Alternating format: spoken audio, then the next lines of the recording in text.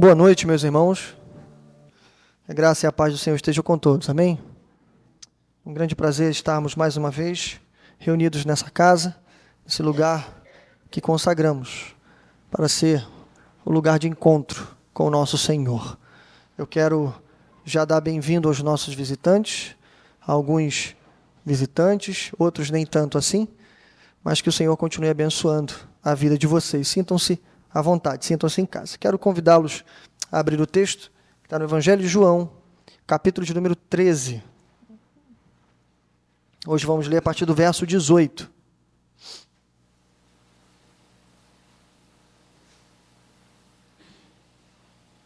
Evangelho de João, capítulo 13, os versos 18 até o finalzinho. Enquanto você abre, o título de hoje se chama O Testemunho do Traidor. Esse é o nosso tema. O testemunho do traidor. João 13, 18 em diante. Diz assim o texto: Não estou me referindo a todos vocês. Conheço os que escolhi. Mas isto acontece para que se cumpra a Escritura. Aquele que partilhava do meu pão voltou-se contra mim. Estou lhes dizendo antes que aconteça, a fim de que quando acontecer vocês creiam que eu sou. Eu lhes garanto, quem receber aquele que eu enviar, estará me recebendo, e quem me recebe, recebe aquele que me enviou. Depois de dizer isso, Jesus perturbou-se em espírito e declarou: Digo-lhes que certamente um de vocês me trairá.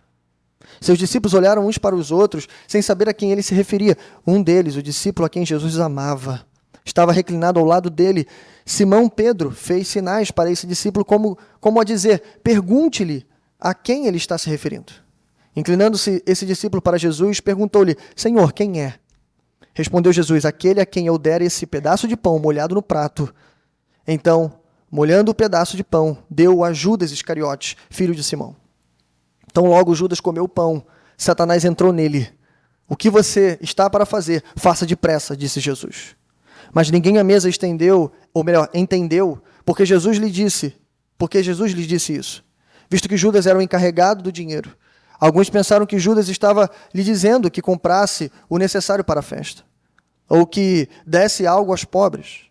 Assim que comeu o pão, Judas saiu, e era noite. Depois que Judas saiu, Jesus disse: Agora o Filho do Homem é glorificado, e Deus é glorificado nele. Se Deus é glorificado nele, Deus também glorificará o Filho nele mesmo, e o glorificará em breve. Meus filhos, ou meus filhinhos, vou estar com vocês apenas mais um pouco. Vocês procurarão por mim, e, como eu disse aos judeus, agora lhes digo: para onde eu vou, vocês não podem ir. Um novo mandamento lhes dou: amem-se uns aos outros, como eu os amei. Vocês devem amar-se uns aos outros. Com isso, todos saberão que vocês são meus discípulos, se vocês se amarem uns aos outros. Simão Pedro lhe perguntou: Senhor, para onde vais? Jesus respondeu: Para onde vou, vocês não podem seguir-me agora, mas me seguirão mais tarde. Pedro perguntou: Senhor, por que não posso seguir-te agora? Darei a minha vida por ti. Então Jesus respondeu: Você dará a vida por mim? Asseguro-lhe que, antes que o galo cante, você me negará 3 vezes. Amém? Esse é o nosso texto. Vamos orar mais uma vez. Pai nosso que estás nos céus, bendito e exaltado, Senhor, é o teu nome. Diante, Senhor, da tua palavra lida, esse pequeno texto que está diante de nós, nós queremos, Senhor, rogar e pedir a tua santa misericórdia. Fala conosco, Senhor, nesse momento, a despeito de nós, do nosso espírito, até das nossas falhas, mas fala conosco. Usa, Senhor, o instrumento desafinado para tocar uma belíssima melodia nessa noite. E que tudo que for feito aqui, cada gota de glória, seja dada a Ti, e nenhuma glória para nós. Que a Tua igreja seja edificada nesse momento, e Teu nome glorificado. Em nome do Teu Filho oramos. Amém. Graças a Deus.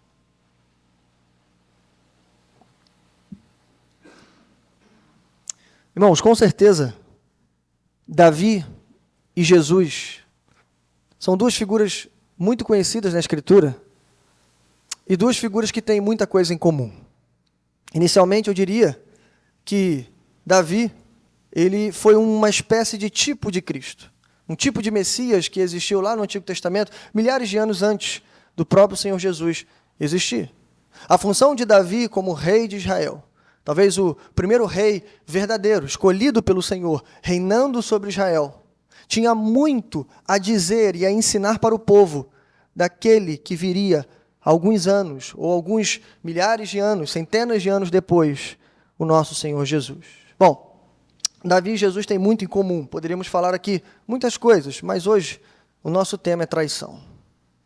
Dentre todas as semelhanças que Davi e Jesus tiveram, tantas coisas em comum, essa aqui não pode passar desapercebido. Os dois, tanto Davi quanto Jesus, provaram do gosto amargo da traição. Tem um salmo que Davi consegue retratar para a gente, de forma especial, como aconteceu a traição por parte do seu amigo. Salmo 55, verso 12 ao 14. Davi diz assim: se um inimigo me insultasse, eu poderia suportar. Se um adversário se levantasse contra mim, eu poderia defender-me. Mas logo você, meu colega, meu companheiro, meu amigo chegado, você com quem eu partilhava agradável comunhão, enquanto íamos com a multidão festiva para a casa de Deus. Então as palavras de Davi falam por si só. Davi que enfrentou vários exércitos, derrubou gigantes, matou feras. Mas ele está dizendo, olha, se fosse contra o inimigo, eu até suportaria. Se esse golpe viesse dos meus adversários, eu até compreenderia, mas ela veio do meu amigo, meu companheiro fiel, aquele que estava do meu lado. Todas as palavras utilizadas por Davi nesse salmo refletem para a gente intimidade, proximidade, relacionamento. Ele está falando de ninguém menos que Aitofel, um dos grandes amigos de Davi, conselheiros do reino, alguém que servia o reino próximo a Davi. Mas agora, no meio da rebelião de Absalão, seu filho, Aitofel resolve seguir Absalão e rejeitar Davi. E ele faz tudo isso, irmãos, às escondidas. Ele crava um punhal certeiro, direto, no coração do seu amigo, do rei Davi. Bom, o que Davi nos ensina aqui é que a dor da traição depende do tamanho da intimidade da nossa amizade.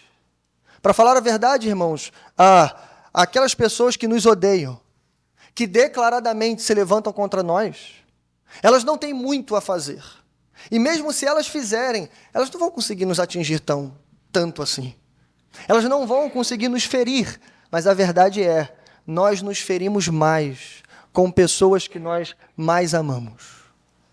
Aquelas pessoas que estão mais próximas de nós são aquelas que, infelizmente, podem nos ferir ainda mais. Bom, mas sobre a traição de Jesus tem um nível mais profundo ainda do que a traição de Davi. Além disso, Judas não é traidor apenas por causa do ato de traição que ele já vai cometer. Nosso texto termina Jesus dizendo, olha, o que você tem para fazer, faça depressa.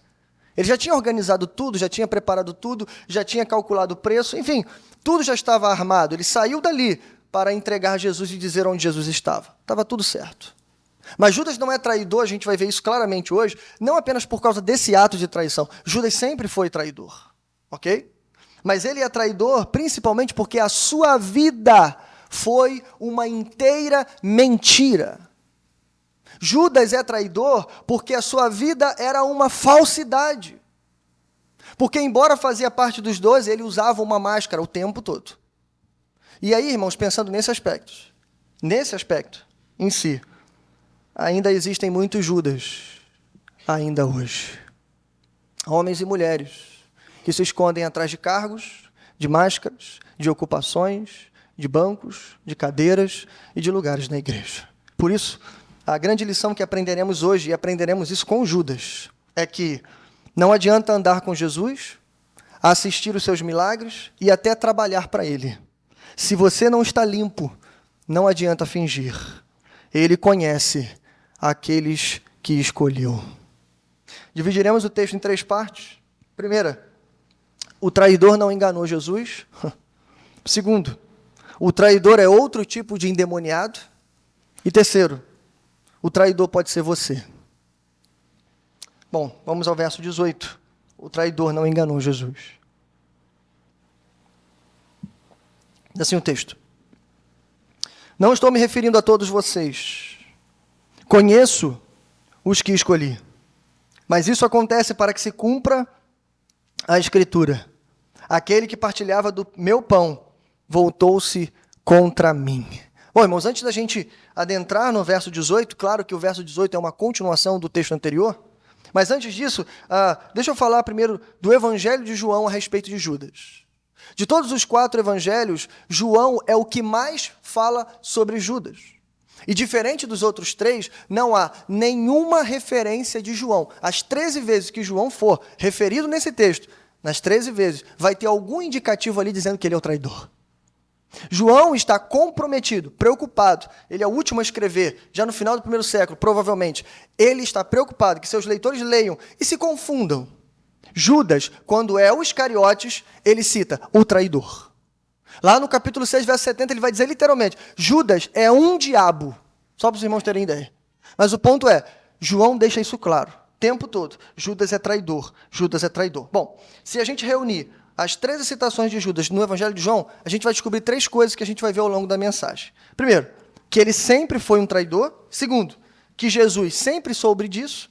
E terceiro, que ele estava sob influência demoníaca. E como eu disse, o verso 18, ele continua o texto anterior, especialmente o verso 17. Então vamos ler o 17. Diz assim, agora que vocês sabem essas coisas, felizes serão se as praticarem. Sabem o que, irmãos? Lembra, do verso 1 ao verso 17, Jesus está fazendo uma das maiores ilustrações que ele fez em seu ministério. Quando ele vai dar, justamente quando ele vai dar o novo mandamento, amem uns aos outros como eu vos amei, antes disso, ele representa na prática, fazendo a famosa cerimônia do lava-pés. Antes de iniciar a última ceia, ele se abaixa, coloca as roupas de servo, como a gente viu semana passada, e ele lava literalmente os pés dos seus discípulos. E ele termina toda essa sessão dizendo assim, olha, se vocês agirem assim, se vocês fizerem como eu fiz, ou seja, se vocês servirem uns aos outros, vocês serão felizes. Então é como se Jesus estivesse dando para a gente o segredo da felicidade. O segredo da felicidade, irmãos, não é ter muitos bens, muitos carros, não é ter altas posições ou fama ou tantas outras coisas que tantas pessoas desejam. O segredo da felicidade é servir o meu irmão. Mas calma, quando Jesus dá esse segredo, ele fala assim, mas peraí, esse segredo não é para todos. Até porque a gente viu semana passada que todo aquele que ama deve servir, mas nem todo aquele que serve ama. Então a verdade é, tem gente servindo, às vezes até por interesse próprio ou por qualquer outro motivo. Para esses, Jesus está dizendo, olha, calma, nem todos. Por isso o verso 18, que começa meio estranho, mas ele está completando dizendo, olha, não estou me referindo a todos vocês. E aí vem, irmãos, essa declaração assustadora de Jesus, porque eu conheço todos aqueles que eu escolhi. Como eu já disse, né? João, capítulo 6, verso 70, o próprio Jesus disse assim, não fui eu que os escolhi, os 12, todavia, um de vocês é o diabo. O que Jesus está deixando claro aqui, e eu já disse isso, o Evangelho de João vai deixar isso claro, é que a vinda de João, ou melhor, de Judas, para o colégio apostólico, ou seja, fazer parte dos 12 discípulos escolhidos e chamados de Jesus, não foi um erro. E esse texto nosso aqui, um dos motivos centrais dele existir, é justamente isso. Toda vez que você vê Judas no texto, que você lembrar da história dele, e que você ler esse texto, ou qualquer outro que fale de Judas, pense nisso. Judas não está aqui à toa. Segundo, Judas não foi um erro no meio do caminho. Infelizmente, a gente quer pensar assim. A gente quer pensar que, Jesus pode ter se enganado. Espero que ninguém pense assim. Mas, em segundo lugar, Judas pode ter enganado Jesus. Que Jesus se enganou, acho que ninguém pensa assim, né? Espero que não. Mas bom, mas que Judas pode ter enganado Jesus, alguém pode pensar assim? Porque ele pode pensar, não, até aquele momento Judas era fiel. Não, Jesus chamou Judas porque Judas era um homem capaz. Ele era servo de Deus, ele era crente. Mas em algum momento ele perdeu a salvação. Não, irmãos, não. Judas é um traidor nato, desde o início. Lá no capítulo 12, João já tinha dito que Judas disse aquelas coisas sobre a venda do perfume, ajudar os pobres, não porque ele tinha preocupação com os pobres, mas porque cuidava da bolsa de dinheiro e era ladrão. O traidor não é traidor por causa das 30 moedas de prata, ele é traidor desde o início, ele sempre foi ladrão. Bom, Jesus está dizendo, mas eu os conheço, eu conheço cada um de vocês. Bom, o que a gente vai ver aqui é que isso aconteceu por 2 motivos. A escolha de Judas, certeira, de novo, não foi um erro, por 2 motivos. Primeiro, Jesus escolheu Judas para cumprir as Escrituras. Jesus aqui precisava se identificar, de novo, com Davi. Ele precisava ser traído para que se cumprisse as Escrituras. Mais do que isso, ele precisava antecipar a traição. Dizer aos seus discípulos, olha, um de vocês vai me trair. Sabe por quê? Porque quando chegasse lá na frente, depois que ele fosse entregue, traído, levado, morresse, 3 dias depois ressuscitasse, e quando os discípulos começarem a pensar em tudo o que aconteceu, eles se lembrariam de Judas, e quando se lembrassem de Judas, eles iam se lembrar, ei, antes de tudo acontecer, ele já sabia. Em outras palavras, irmãos, quem é que sabe de todas as coisas? Quem é que tem um conhecimento sobrenatural que vai além do conhecimento humano? Não é conhecimento investigativo, não é que Jesus fez uma investigação e começou a desconfiar de todo mundo, quem vai ser o possível traidor? Não, Jesus está dizendo quem vai ser, quando ele vai fazer. Inclusive para Pedro ele diz até a hora que vai acontecer. Em outras palavras, irmãos, ele está dizendo assim, olha, quando vocês se lembrarem disso, lembre-se, eu sou. Então veja, irmãos, até no meio dessa terrível traição, Jesus está revelando quem de fato ele é. Bom, alguém poderia perguntar assim, tá bom, pastor, mas se Jesus sabia de tudo isso, que Judas iria traí-lo, que Judas iria entregá-lo no final da última ceia, na quinta-feira à noite, então por que Jesus ainda o escolheu assim? Infelizmente, irmãos, ou felizmente, não sei, nós fazemos perguntas, né? Muitas das quais a Bíblia não tem nem resposta para isso. Como, por exemplo, já viu aquela pergunta? Por que Deus criou o diabo sabendo que ele ia se rebelar? Né? Ou porque depois, mesmo sabendo que ele ia tentar a mulher na figura da serpente. Irmãos, são perguntas que a Bíblia não dá o trabalho de responder, mas a gente tem alguns indicativos aqui, alguns indícios de respostas que nós podemos dar aqui. Por que é que Jesus escolheu Judas sabendo que ele iria trair? Por que é que Deus criou o diabo, ou seja lá o nome dele que for, mesmo sabendo que ele ia se rebelar? A resposta é a mesma para ambos, porque ele tinha um propósito redentivo em todas essas coisas. Em primeiro lugar, o que você tem que entender nesse texto, e no testemunho do traidor, é que o traidor não pegou Jesus desprevenido. O traidor não conseguiu enganar Jesus. Jesus não errou, muito menos o traidor enganou Jesus. Jesus é Deus, irmãos. Como ele mesmo disse, eu sou, e vocês vão se lembrar disso. Tudo o que está acontecendo é para que se cumpra as Escrituras e para que vocês se lembrem de quem eu sou. Então, em primeiro lugar, a gente precisa lembrar, irmãos, ele conhece aqueles que são seus. Mas seguindo, em segundo lugar, dos versos 21 ao 30, a segunda coisa que a gente aprende nesse texto é que o traidor é outro tipo de endemoniado. Me acompanhe, verso 21. Depois de dizer isso, Jesus perturbou-se em espírito e declarou, digo-lhes que certamente um de vocês me trairá. Primeira coisa aqui, irmãos, é que a traição foi real. Embora Jesus soubesse o que iria acontecer, embora Jesus já tinha antecipado o que iria acontecer, ele vai terminar esse texto, inclusive mostrando quem será o traidor. Mas ainda assim, irmãos, isso atingiu o coração de Jesus.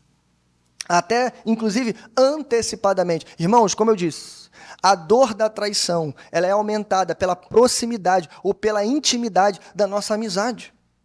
Judas, de fato, era um amigo de Jesus. Ele estava no meio dos discípulos. Ele era tratado da mesma forma, ele fazia todas as coisas, ele caminhava com eles, mas no final, ele vai terminar entregando Jesus para as autoridades com um beijo no seu rosto. Então veja, em primeiro lugar, essa traição, com certeza, mexeu com Jesus. E aí Jesus declara, veja, um de vocês me trairá. O que vai desencadear uma grande discussão no meio dos discípulos. Essa mesma passagem, em Mateus capítulo 26, vai dizer que os discípulos começaram a dizer: Senhor, certamente não sou eu. Eles começaram a responder isso. Não, certamente não sou eu, certamente não sou eu. Inclusive o próprio Judas. Claro que ele diria isso. Lembra? Ele é o traidor. Ele está usando uma máscara. Ele está enganando. E aí ele disse também: certamente não sou eu. Bom, eles vão começar a especular. E é interessante, irmãos, verso número 23, que é nesse contexto, no contexto do traidor, que aparece uma figura aqui emblemática. No contexto do pior dos discípulos, aparece o melhor dos discípulos. O discípulo a quem Jesus amava. Irmãos, é especial falar dele, e eu quero abrir um parênteses para falar dele bem rapidinho, porque nós acreditamos que o discípulo amado é o próprio autor do Evangelho de João. Ou seja, João. Pastor, mas é o mesmo João que nos sinóticos é chamado de Boanerges? Ele e seu irmão Tiago, ou seja, filhos do trovão? Aqueles dois homens que estão pedindo a Jesus para que caia raio do céu e mate os ímpios. Sim, é esse mesmo João. E, irmãos, não pode passar desapercebido que o discípulo preferido de Jesus, nesse momento, era alguém colérico. Era alguém que, como eu disse, estava orando para matar os outros. Mas, irmãos, esse mesmo amor pelo qual João vai dar a sua vida até o final dos seus dias, vai escrever nas 3 cartas, vai imprimir isso também no livro do Apocalipse. Por isso ele será conhecido o apóstolo do amor. Ninguém vai falar mais de amor do que ele. Veja, aquele que tanto odiava, depois que encontrou o amor verdadeiro, se tornou o apóstolo do amor. Não é pouco, irmãos, dizer isso. E nesse contexto da traição, aparece o amigo verdadeiro. Ele está ali, encostado. Bom, o texto explica, Pedro faz uma espécie de sinal, está curioso, ele quer saber quem é o traidor. E aí ele pede: João, por favor, fala para a gente quem é. Pergunta ao mestre. João está pertinho de Jesus e ele pergunta. E aí, irmão, Jesus responde de uma forma que passa desapercebido para a gente. Mas eu queria chamar a tua atenção para isso, porque Jesus fala no verso 26 assim: olha, aquele a quem eu der este pedaço de pão molhado no prato. Veja, ele molha o pedaço e entrega a Judas Iscariotes. Só para lembrar para vocês, eles estão na última, aquilo que seria a última celebração da Páscoa, mas que também se tornou a primeira celebração da ceia. Ou seja, Jesus está instituindo a ceia. E essa ideia do pão molhado no prato, eu já dou a receita para você fazer em casa. Isso aqui era uma comida especial que eles comiam na época da Páscoa, que era um prato onde se misturava. Veja bem, a receita é essa. Muito gostoso. Ervas amargas, né? Já começa assim. Era colocado um mix de frutas, né? Não se fala quantas frutas eram, mas eram várias frutas. Ali batia-se tudo. Com vinho azedo era colocado ali. E aí os judeus molhavam um chumacinho de pão e comiam aquele pão. Então, alguma coisa refrescou a sua memória? O que tem aqui? Vinho e pão. Vinho e pão. A gente não sabe, irmão, se a ceia já havia começado.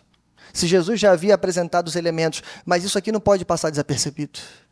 Até porque, veja, há um paralelo escondido aqui. Lembra dos discípulos de Emaús, Lucas capítulo 24? Eles estão indo embora, tristes. Jesus morreu. Jesus aparece para eles no meio do caminho. Jesus conversa com eles, vai com eles até em casa. Eles estão andando, falando com Jesus, eles não reconhecem, até que Jesus pega o pão e parte o pão. No partir do pão, o Senhor é reconhecido. Mas aqui, quando o pão é entregue, o traidor é reconhecido. Então, irmãos, guarde isso. Nós estamos no meio da celebração da ceia do Senhor. Isso aqui pode não ser apenas uma informação comum, mas quem sabe Jesus não está indicando e dizendo: olha, isso aqui representa a minha carne que será moída, o meu sangue que será derramado.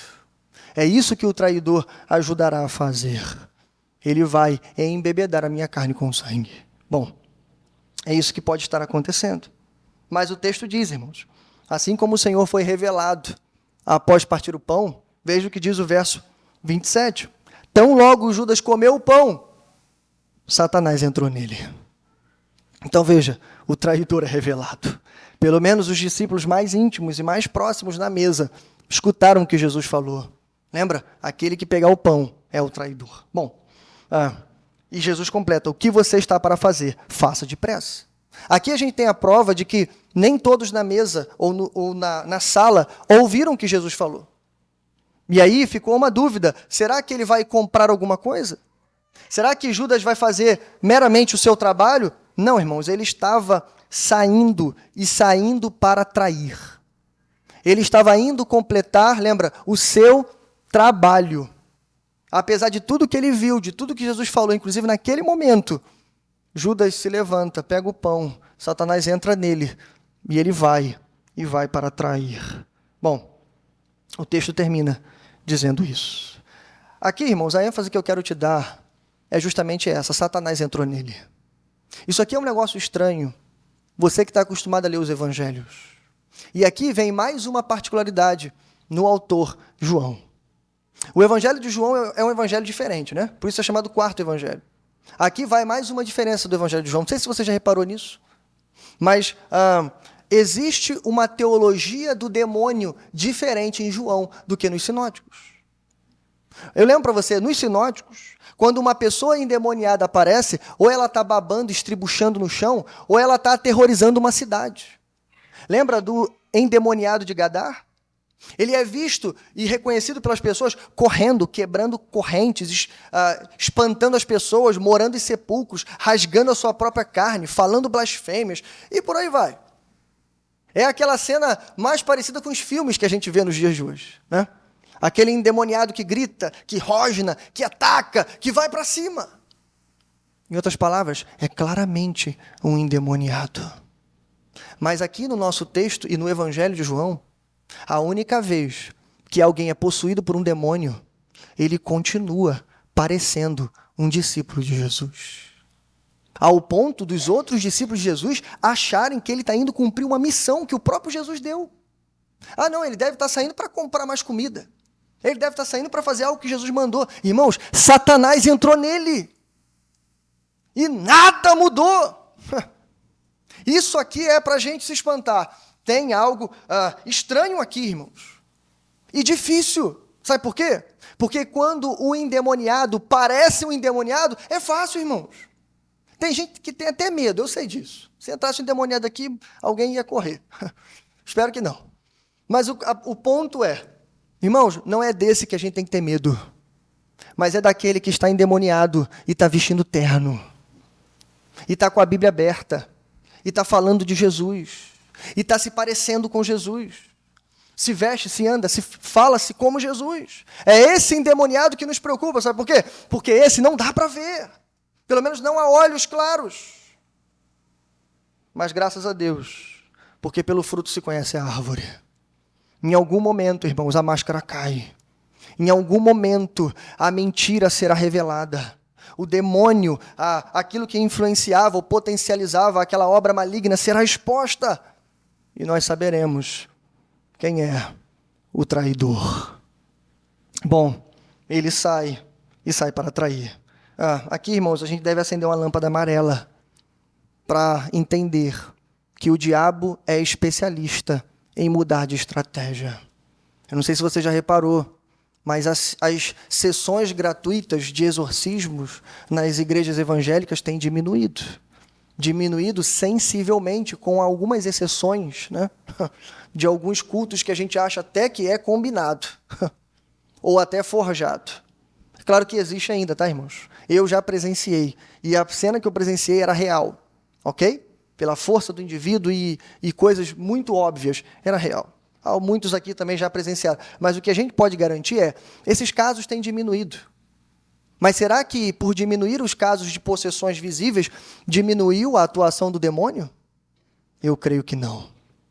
Eu creio, irmãos, que hoje ele age da mesma forma como agia lá, mas ele age mais sorrateiramente. Que hoje ele prefere usar e entrar em Judas, que estão no nosso meio, infiltrados, mas sem fazê-los parecer demônios, sem desfigurar o rosto, sem mudar a aparência, para que eles continuem servindo ainda mais. Que Deus tenha misericórdia. Mas em terceiro e último lugar, versos 31 e 38, o traidor pode ser você. Em primeiro lugar, irmão, Jesus, mais uma vez, ele inicia a sua despedida. Parece que ele vai dar uma pausa em toda essa história de traição, mas não vai. Eu quero que você não perca de vista nem a traição e nem a cruz de Cristo. Está tudo dentro do contexto. Bom, ele começa dizendo que a sua hora está chegando. E eu já expliquei isso. Em João, quando ele fala que o Filho está para ser glorificado, ele está falando da crucificação. E ele está dizendo, olha, está chegando a hora, já chegou, em que o Filho do Homem vai ser glorificado e ao mesmo tempo ele vai glorificar ao Pai. E ele continua dizendo, verso 33, meus filhinhos, vou estar com vocês apenas mais um pouco. Vocês procurarão por mim, e como eu disse aos judeus, agora lhes digo, para onde eu vou, vocês não podem ir. Antes da interrupção de Pedro e depois da sua despedida, ele vai deixar a coisa mais importante que ele poderia deixar para os discípulos, o novo mandamento. O novo mandamento, pregamos sobre ele lá no Sermão de Páscoa. Os irmãos que não ouviram, pode procurar lá no nosso canal do YouTube, o testemunho do amor. Mas em resumo aqui, muito rápido, o que Jesus vai fazer é dar um novo mandamento baseado no antigo mandamento. O antigo mandamento dizia que deveríamos amar o próximo como a nós mesmos. O novo mandamento vai dizer que devemos amar o próximo como Jesus amou. Em outras palavras, Jesus não muda o mandamento, ele muda a referência. Antes a referência era autocentrada. E por ser autocentrada, não entenda como egoísta. A referência autocentrada, irmãos, é basicamente a coisa mais universal que existe nesse mundo. Todas as pessoas pensam assim, né? Eu quero fazer com o outro o que eu quero que se faça comigo. Então é basicamente isso. Mas quando Jesus dá um novo mandamento, ele está dando para os seus discípulos. Ele está dizendo assim, os meus discípulos não serão reconhecidos quando amarem os outros como eles se amam, mas eles serão reconhecidos quando amarem os outros como eu os amei. Então saímos de uma referência autocentrada para uma referência cristocêntrica. Bom, a gente viu além disso, verso de número 34 ainda, que essa seria a verdadeira marca do discipulado de Cristo. E todos saberão que vocês são meus discípulos. Não pelo conhecimento teológico, não pelas obras, enfim, não pelas outras coisas, mas pelo amor. Bom, esse é um novo mandamento. E aí Pedro, no verso 36, interrompe de novo, e aí voltamos para a traição. Lembra, Jesus acabou de dizer, olha, para onde eu vou, vocês não podem ir. Pedro interrompe e pergunta, Senhor, mas para onde vais? E ele responde, olha, para onde eu vou, vocês não vão poder me seguir, mas mais tarde vocês me seguirão. Claro que Jesus está falando aqui, irmãos, do martírio. Jesus está dizendo, olha, vocês vão seguir o mesmo caminho que eu estou seguindo. O caminho da cruz também será o caminho dos meus discípulos. Bom, e aí Pedro protagoniza, né? Mais uma vez, verso 37. Senhor, por que não posso seguir-te agora? Darei a minha vida por ti. Corajosamente, irmãos. A gente tem aqui uma palavra corajosa, mas que não é seguida de uma atitude corajosa. O próprio Senhor Jesus, de novo, vai antecipar o futuro. Lembra? Ele sabe de todas as coisas. Ele vai dizer assim, como, Pedro, você vai dar a sua vida por mim, se daqui a algumas horas, Jesus diz até o momento exato, antes da primeira hora da manhã, ou seja, antes que o galo cante, você me negará 3 vezes. Como é que você vai dar a vida por mim, se daqui a algumas horas você vai estar falando, ele? Não, eu não o conheço. Em outras palavras, você também é um traidor. Bom, irmãos, esse texto é um pequeno lembrete para nós, que o discípulo, talvez mais importante do colégio, João era o mais amado, mas Pedro com certeza seria o líder. É tanto que no final desse evangelho, o próprio Jesus vai dizer, agora apacenta as minhas ovelhas.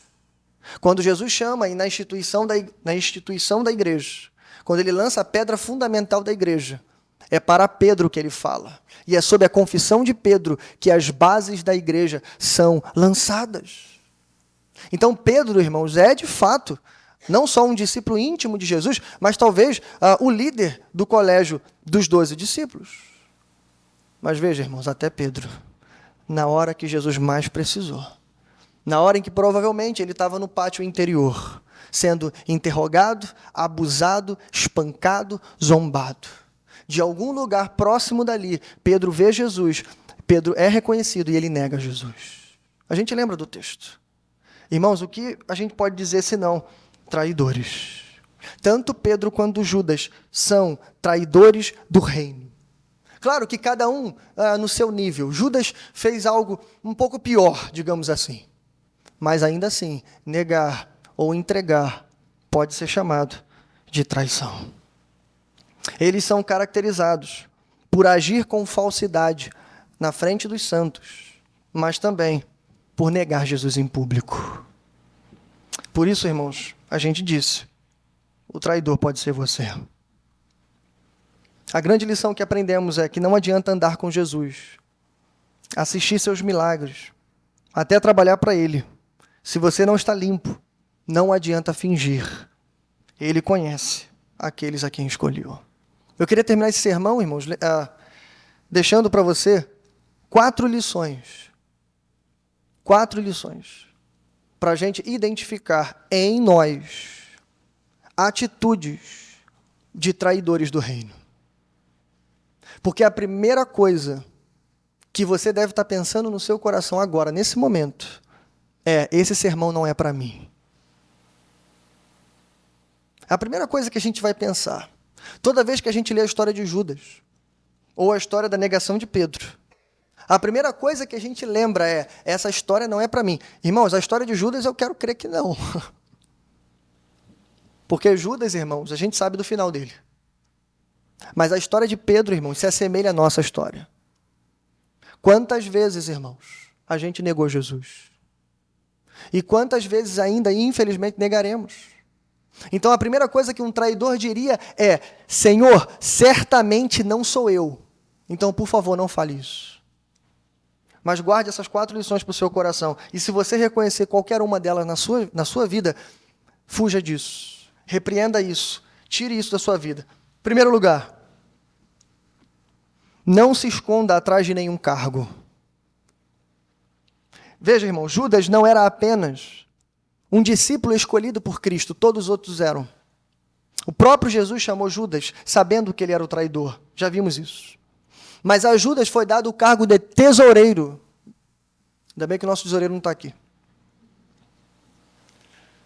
As brincadeiras à parte, irmãos, não se entrega o cargo de tesoureiro a, pelo menos, alguém que a gente não tem confiança.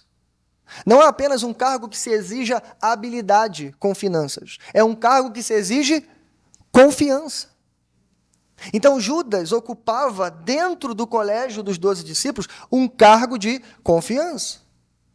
E por ter esse cargo, irmãos, ele ainda aproveitou-se do cargo para tirar vantagem do ministério de Jesus. Seja roubando a bolsa de doações que o ministério de Jesus recebeu, ou seja, ganhando 30 míseras moedas de prata, entregando o Cordeiro de Deus. Em outras palavras, irmãos, o que Judas faz é se esconder atrás de uma capa, de um ofício, de um cargo. Ele anda com os 12, ele parece com os 12.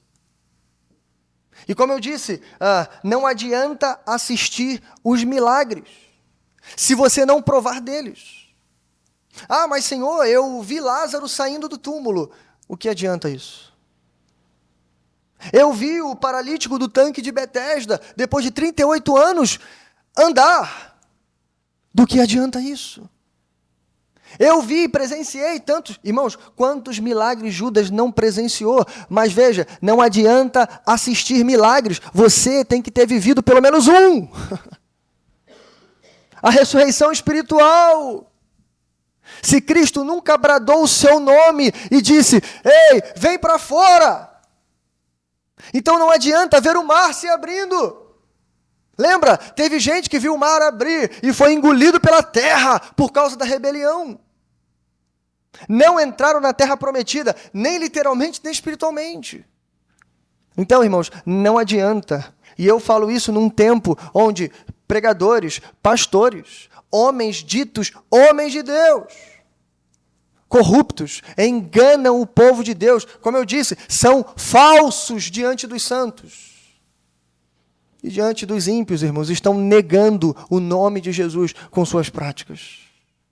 Bom, tem gente que prefere trabalhar com as coisas do reino do que tirar um tempo frente a frente com o rei. Segundo lugar, não subestime a influência demoníaca. Eu sei que a gente saiu, de um tempo de idade das trevas da igreja protestante. Estamos saindo desse tempo onde tudo era o diabo. Lembra disso? Ah, não, mas eu errei porque o diabo, me fez errar. Ah, eu traí minha esposa porque o diabo me tentou. E aí era assim, irmãos. Tudo era o diabo. Mas a gente está saindo de tudo era o diabo para nada é o diabo. Saímos, de uma idade das trevas para uma espécie de iluminismo cristão, onde não acreditamos mais no poder e na influência dos demônios, inclusive nas nossas vidas. O crente, acho que ele está achando que ele é o super-homem. É um ungido da fé. Ele tem, uma espécie de bloqueio na vida dele que impede a atuação de Satanás. Ei, lembre-se da história de Judas. Judas estava mais próximo de Jesus do que qualquer um de nós, irmãos. Ele andava com o mestre. Sabe-se lá quantas vezes ele tocou no mestre, ele falou com o mestre. Ele estava dentro das tendas onde eles dormiam, no mesmo teto do mestre. Mas ainda assim, o diabo entrou nele.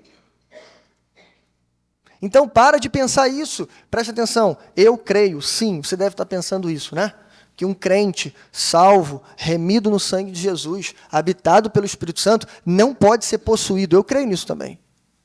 Eu creio nisso, tá, irmãos? Ok. Mas eu creio que esse crente, salvo por Cristo, ele pode ainda assim ser influenciado por demônios. Eu creio que o demônio, com o conhecimento que ele tem, com a astúcia que ele tem e as estratégias que ele tem, e eu disse, ele vai mudando de estratégia, ele pode, irmãos, levar-nos a enganos terríveis. Agora, não confunda, o demônio nunca é a causa. Senão a gente volta para a idade das trevas, lembra? O demônio nunca vai ser a causa. Ele apenas potencializa. É o que os antigos diziam, ele enfraquece os fracos e endurece os duros de coração. O poder dele é para influenciar, nunca causar. Quando o texto diz lá no versículo número 2 que o diabo já havia posto isso no coração de Judas, veja, é muito claro isso. O diabo já havia posto o quê? A ideia de trair Jesus. O que o diabo fez para Judas foi pegar aquele que já era o traidor, que já era o ladrãozinho no meio das ovelhas, a raposa no meio das ovelhas, pegou ele e abriu uma porta, uma oportunidade na frente dele. E falou assim, peraí, se é que dinheiro que você quer, vou te dar uma oportunidade de você arrebentar. Você vai ganhar 30 moedas de prata de uma vez só. Só tem que entregar o teu mestre. Ele foi lá e fez isso. O diabo havia posto isso no coração de Judas. Bom, não subestime a influência demoníaca. Terceiro, para a gente avançar. Não se perca dentro do ritual. Não se esconda atrás do cargo. Não subestime a influência demoníaca, mas também não se perca dentro do ritual. Lembra o que eu disse? A quinta-feira à noite foi a instituição da primeira ceia do Senhor. Eles estavam ali, irmão, Jesus apresentando os elementos, com todos os elementos da Páscoa acontecendo, e Jesus substituindo a Páscoa judaica pela ceia cristã. Ah, irmãos, que celebração maravilhosa. Como eu tenho dito aqui na igreja, é a maior e única festa da igreja cristã, marcada para nós. Uma coisa maravilhosa que nós vivemos aqui. Mas você já reparou que a ceia do Senhor ficou marcada com a traição? Já reparou isso? Eu já falei isso aqui na igreja, em algumas oportunidades. Quando você lê o texto doutrinário da ceia, 1 Coríntios capítulo 11, verso número 23, Paulo abre a doutrina para resolver um problema da igreja, dizendo assim, porque o que eu recebi do Senhor, também lhes ensinei. Na noite em que foi traído, ele tomou o pão e, tendo dado graças, disse. Veja, irmãos, na noite em que foi traído. A traição marcou a celebração da ceia. Por quê, irmãos? Porque estamos dentro de um ritual que Jesus está criando. Se você não gosta da palavra ritual, chame de culto. Estamos dentro do culto. E o que é que tem no culto da ceia? Além do memorial, que obviamente é a razão de ser. Lembrarmos do sacrifício de Cristo. Ali Jesus apontou para frente, aqui a gente aponta para trás. Até que ele venha, lembraremos do seu sacrifício. Mas antes de comer, irmãos, tem um exercício que a gente tem que fazer. Não sei se você lembra. Eu vou ler para você. 1 Coríntios 11, verso 27 e 28. Portanto, todo aquele que comer o pão ou beber o cálice do Senhor indignamente será culpado de pecar contra o corpo e o sangue do Senhor. Aí tem muita discussão sobre o que é comer indignamente. O verso 28 explica. É só ler o contexto. Examine-se, pois, o homem a si mesmo. E assim, coma do pão. Veja, irmãos, é graça isso aqui. É graça. Não é porque você tem pecado que você vai se eximir da ceia. Se os seus pecados forem confessados e então perdoados por Deus, você pode comer. O que você não pode fazer é comer o pão sem antes confessar seus pecados. É isso que Paulo está lembrando para a igreja. E é isso, irmãos, que significa participar da ceia do Senhor. É isso que significa comer o pão dignamente. E aí ele continua dizendo, porque quem come e bebe sem discernir o corpo do Senhor, come e bebe para a sua própria condenação. A prova, olha a prova aqui, ó. Por causa disso há entre vós muitos fracos e doentes e muitos que dormem. Mas, se nós nos examinássemos, veja, a nós mesmos, não receberíamos juízo. Está aqui a prova, irmãos. A palavra exame aparece 2 vezes no nosso texto, não há dúvidas. Então, por isso que eu disse, a terceira forma de você identificar o traidor dentro de você é não se perca dentro do ritual. Mas como eu disse, dentro do culto, dentro da celebração da ceia, ou de qualquer outro ato cristão que a gente estiver realizando. Não se perca. Irmãos, você tem ideia de que Judas fez tudo o que fez simplesmente porque ele se perdeu dentro do ritual. Ele estava participando da instituição da primeira ceia. E como toda ceia, ele teve a oportunidade de fazer um autoexame. Mas ele não fez. Ele teve a oportunidade, irmãos. Imagina tudo passando pela cabeça dele. O plano já foi armado, tudo foi arquitetado. Mas ele ainda podia se arrepender. Ainda dava tempo. Ainda mais quando Jesus oferece para ele o pão embebecido de vinho. Aquilo era um lembrete, um sinal para ele. Era uma grande honra naquele tempo ser servido pelo anfitrião. Jesus está dando para ele nas suas mãos.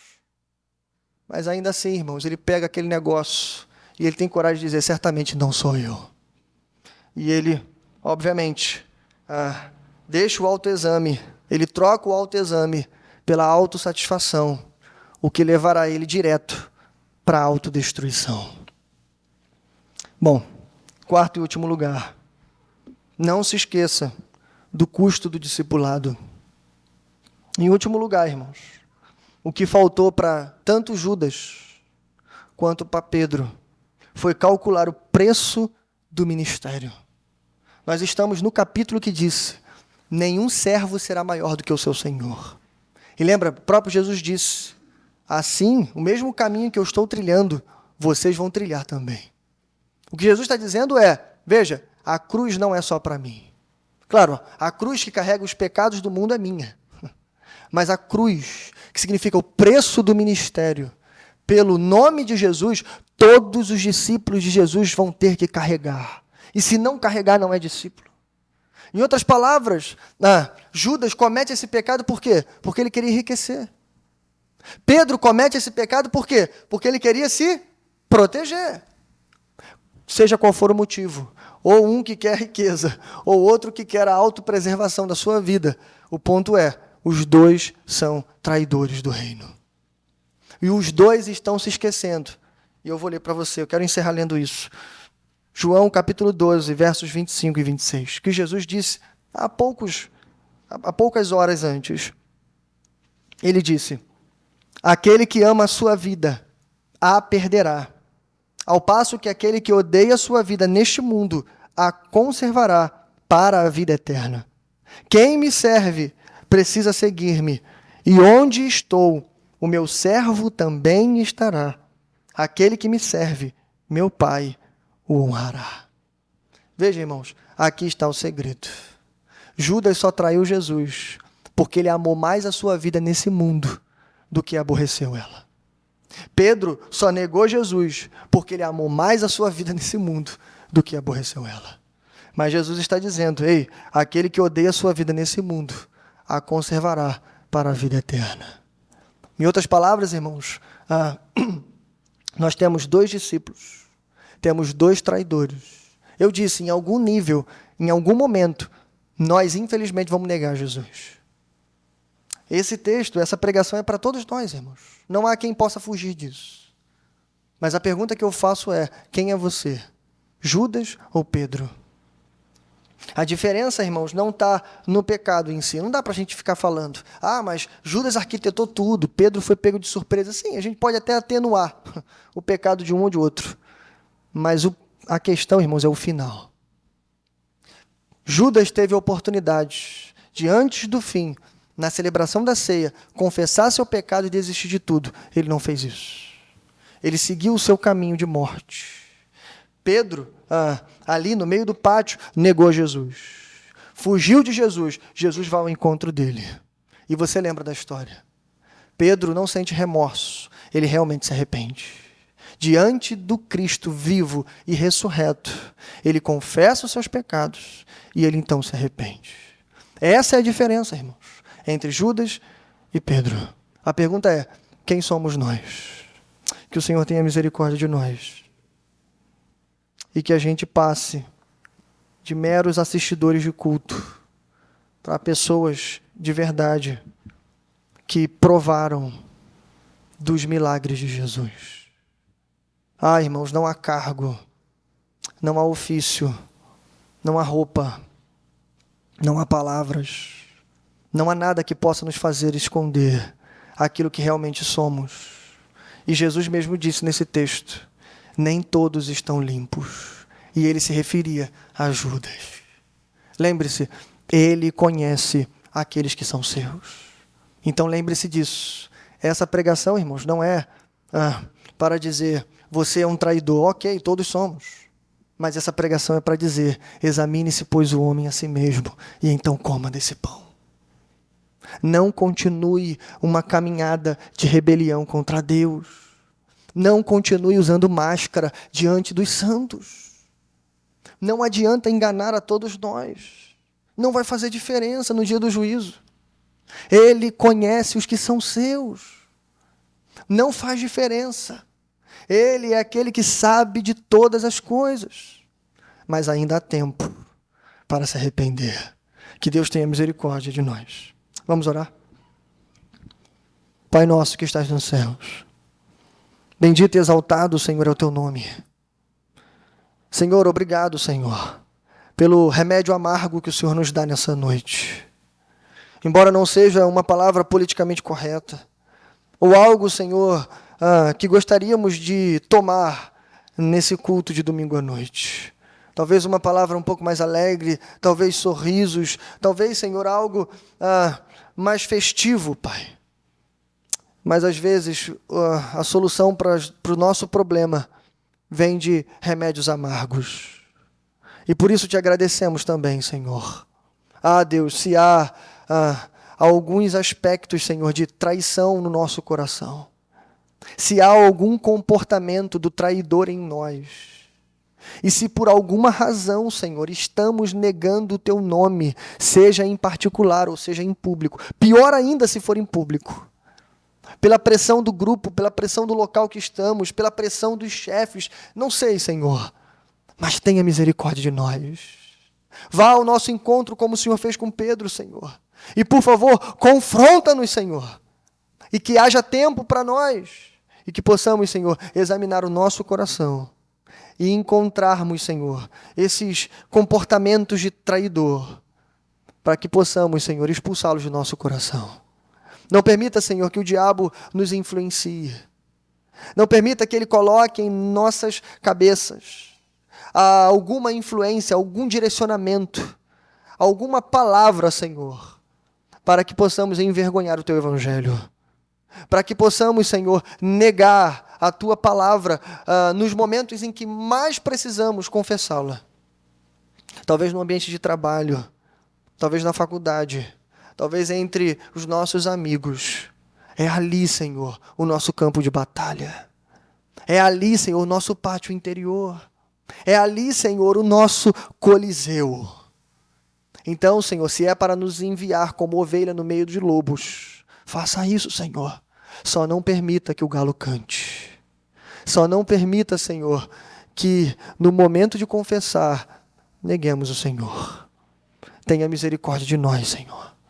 Firma os nossos passos. Que não tenhamos apenas palavras corajosas como de Pedro, mas que no momento certo tenhamos uma disposição corajosa. Ainda que morra, Senhor, como diz a tua palavra, viverá. Fica conosco, Senhor, para a tua glória, em nome de Jesus. Amém e amém. Graças a Deus.